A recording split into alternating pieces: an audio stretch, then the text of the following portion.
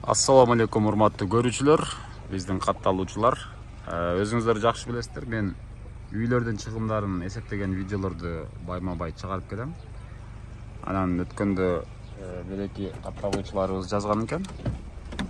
Ушул газоблоктон, гипсоблоктон, же болбосо баягындай не деп коет, пеноблоктон салынган үйлөрдү тартпайсызбы депчи.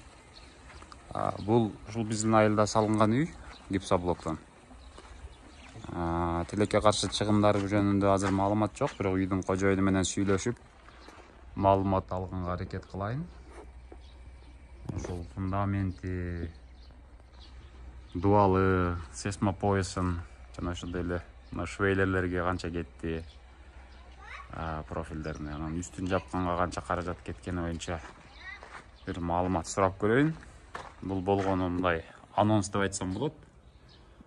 Бардыгы ушул дуалы гипсоблоктон салынган.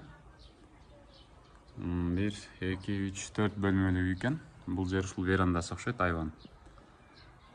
Айтайын дегеним сиздерге, ушул гипсоблок, газоблок, полистирол блоктон салынган үйлөргө көз карашыңыздар кандай?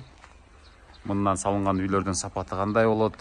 Деги эле азыркы заманбап кыштар же болбосо ушул дубал үчүн керектелүүчү курулуш каражаттары жөнүндө оюңуздар кандай? Деги эле сиздерди ушундай гипсоблок менен же газоблок, полистирол блоктор менен салынган үйлөр кызыктырабы? Эгерде кызыктырса, же болбосо ушул сиздер видеодо көрүп турган үйдүн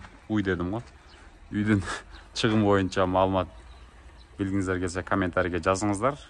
Көпчүлүктүн кайрылышына карап биз үйдүн ээси менен байланышып, дал ушул үйдүн узун туурасы, жалпы чыгымы боюнча маалымат алып бергенге аракет кылабыз.